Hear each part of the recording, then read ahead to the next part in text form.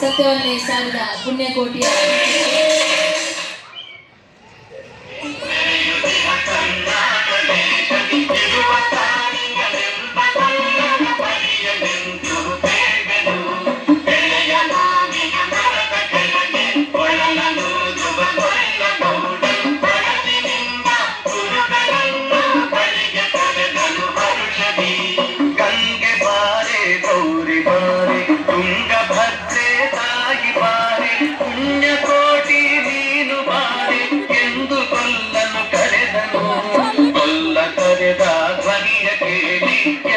ಹಸುಗಳು ಬಂದು ನಿಂತು ಚೆಲ್ಲಿ ಸೂಸಿ ಹಾಲು ಕರೆಯಲು ಅಲ್ಲಿ ತುಂಬಿತು ಬಿಂದಿಗೆ. ಸತ್ಯವೇ ಭಗವಂತನೆಂದ ಪುಣ್ಯ ಕೋಟಿಯ ಕಥೆಯಿದು.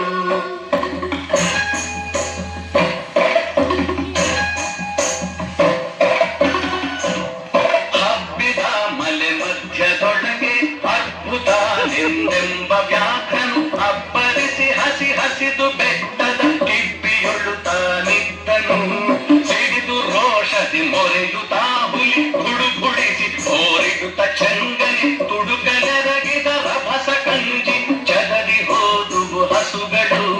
ಪುಣ್ಯಕೋಟಿ ಎಂಬ ಹಸುವು ತನ್ನ ಕಂದನ ನೆನೆದುಕೊಂಡು ಮುನ್ನ ಹಾಲನ್ನು ಕೊಡುವೆನೆನುತ್ತ ಚಂದದೀತ ಬರುತ್ತಿದೆ. ಎಂದೆನಗೆ ಆಹಾರ ಸಿಕ್ಕಿತು ಎಂದು ಬೇಗನೆ ದುಷ್ಟ ವ್ಯಾಘ್ರನು ಬಂದು ಬಳಸಿ ಅಡ್ಡಗಟ್ಟಿ ನಿಂದನ ಕುಲಿರಾಗೆನು. ಸತ್ಯವೇ ಭಗವಂತನೆಂದ ಪುಣ್ಯಕೋಟಿಯ ಕಥೆಯಿದು.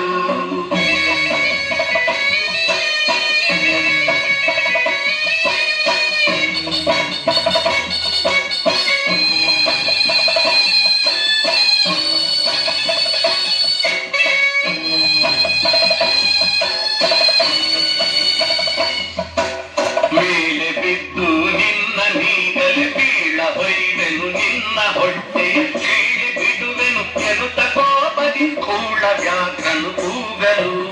ಒಂದು ಭಿನ್ನಹ ಹುಲಿಯ ಕೇಳು ಕಂದನಿರುವನು ದೊಡ್ಡಿಯೊಳಗೆ.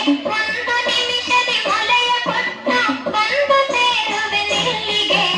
ಹಸಿದ ವೇಳೆಗೆ ಸಿಕ್ಕಿದೊಡವೆಯ ವಶವ ಮಾಡದೆ ಬಿಡಲು ನೀನು ನುಸುಳಿ ಹೋಗುವೆ ಮತ್ತೆ ಬರುವೆಗೆ ಹುಸಿಯ ನಾಡುವೆ ಎಂದಿತು. ಸತ್ಯವೇ ನಮ್ಮ ತಾಯಿ ತಂದೆ, ಸತ್ಯವೇ ನಮ್ಮ ಬಂಧು ಬಳಗ, ಸತ್ಯವಾಕ್ಯಕ್ಕೆ ತಪ್ಪಿ ನಡೆದರೆ ಮೆಚ್ಚಲ ಪರಮಾತ್ಮನು.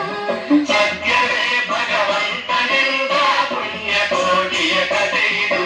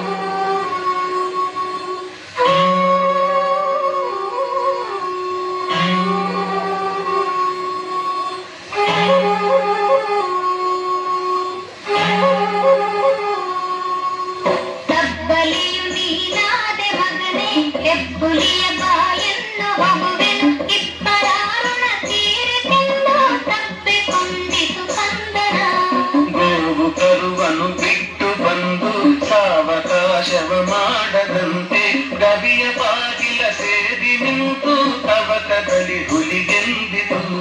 ಖಂಡವಿದೆಕೋ ಮಾಂಸವಿದೆಕೋ ಗುಂಡಿಗೆಯ ಬಿಸಿ ರಕ್ತವಿದೆಕೋ ಚೆಂಡ ವ್ಯಾಘ್ರನಿ ನೀನಿದೆಲ್ಲ ಉಂಡು ಸಂತಸದಿಂದಿರು.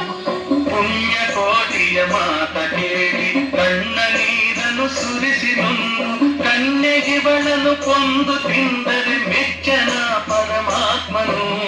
ಎನ್ನ ಒಡ ಹುಟ್ಟಕ್ಕ ನೀನು ನಿನ್ನ ಕೊಂದು ಏನ ಪಡೆದೆನು ಎನ್ನುತ್ತಾ ಹುಲಿ ಹಾರಿ ನೆಗೆದು ತನ್ನ ಪ್ರಾಣವ ಬಿಟ್ಟಿತು.